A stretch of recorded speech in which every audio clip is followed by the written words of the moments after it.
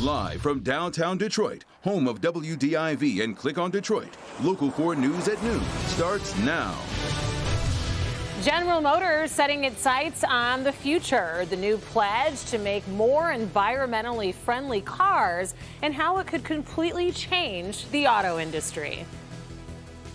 And Republican state leaders respond to Governor Whitmer's calls for unity during last night's State of the State address. But we begin with parents and student athletes taking their concerns about Michigan's high school winter sports ban straight to the legislature. Thank you for joining us this noon. Winter sports have been sidelined for another 3.5 weeks in Michigan, and parents are vowing to fight this coronavirus restriction, and they're speaking right now in front of Michigan's House Oversight Committee. Grant Herms has been listening in, and Grant, lawmakers have passed a resolution calling for a restart. Where do things stand?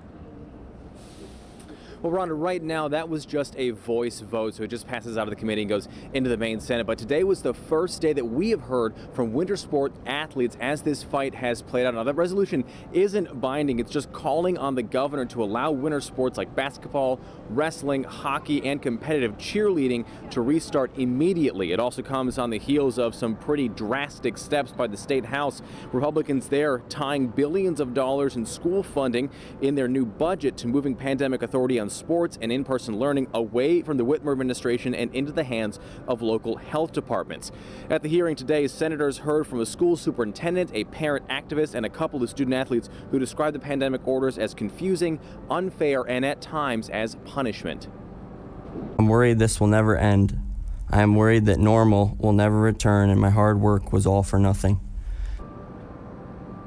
Now, this all comes just 3 days before restaurants will be allowed to open their indoor dining spaces at a limited capacity, and just over a month before the deadline of the governor's deadline there wanting to open schools back up for in-person learning. So coming up this afternoon, we'll have what the governor said today to Everard Kasmi about winter sports, plus what Republicans in the House and Senate are saying about her calls for unity last night. Rhonda? All right, Grant, thank you. Also, this morning, we asked Governor Whitmer about the concerns over winter sports, and she says that she understands the frustration, but is worried about the virus. Whether you are a parent who wants to get your kids back in-person school like me, or whether you have kids who play sports, I mean, we're all struggling with a level of burden, there's no question. And yet, this virus is still a very real threat. It is mutating. There are variants, and that's why most of what we do and love to do is re-engaged. We are taking steps forward. We're leading regionally in terms of our numbers, and so we're in a much stronger position than most. But we have to be very thoughtful and measure and watch every step of the way. The governor is not commenting on the lawsuit expected to be filed soon by that group of parents who want winter sports to resume. Michigan's Republican leaders are reacting to Governor Whitmer's State of the State address last night. It was centered on a call for unity, and Senate Majority Leader Mike Shirkey and House Speaker Jason Wentworth, they say that they are happy to hear that the governor wants to work in a bipartisan manner, but they say they want to see action.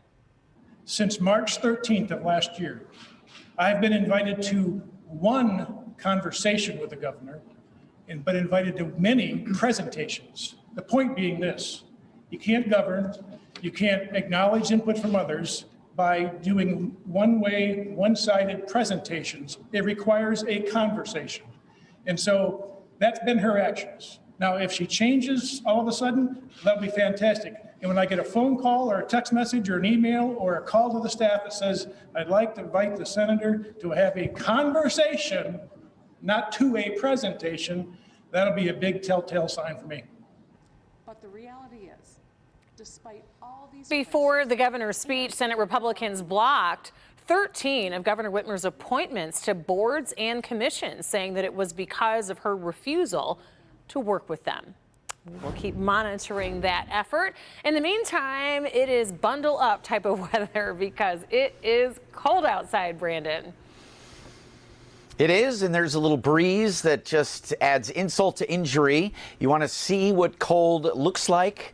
Look from our Penobscot camera. I mean, downtown Detroit, and then you look at the river. And then you look at Canada, looks even colder. You know what, though? This is how it's supposed to look here at the end of January.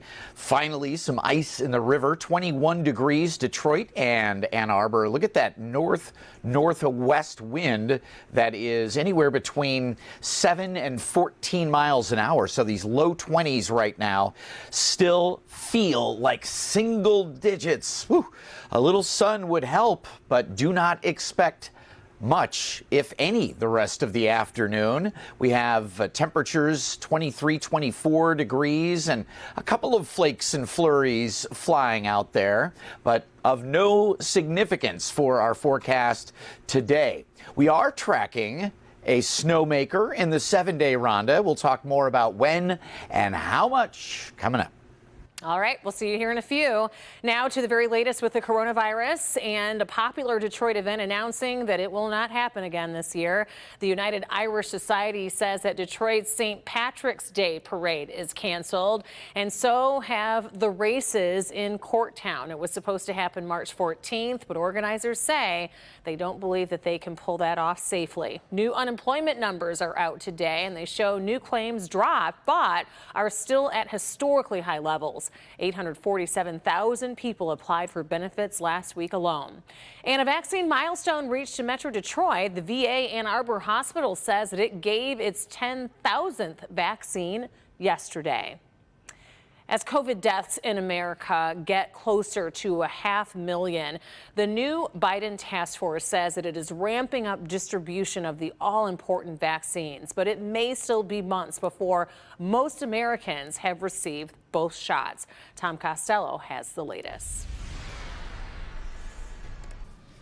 Yeah, good day from Washington. First, the good news. The number of new cases nationwide is dropping, down more than 30% in the weeks after the holidays.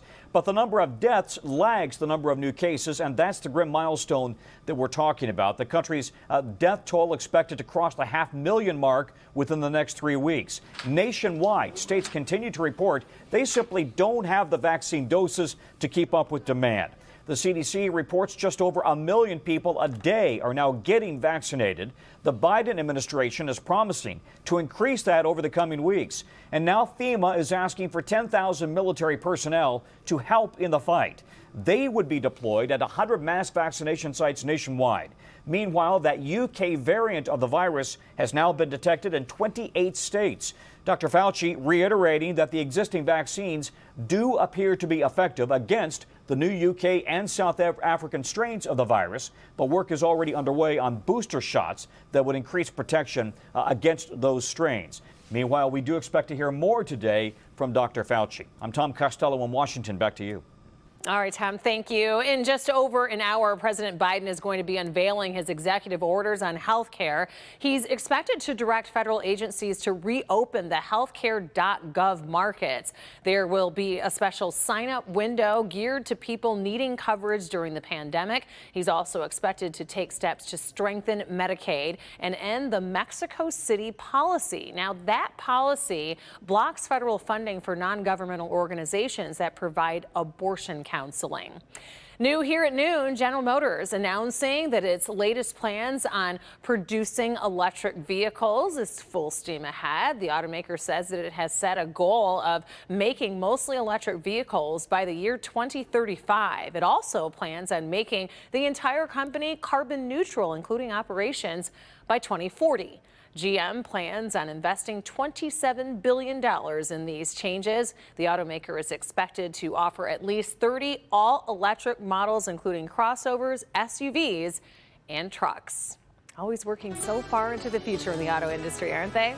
Well, it is a day that a lot of people have been waiting for, and you can tell.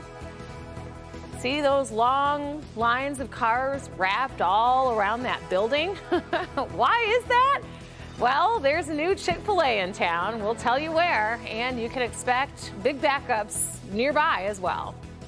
Also ahead, they want the games to go on, but they may have a very different feel.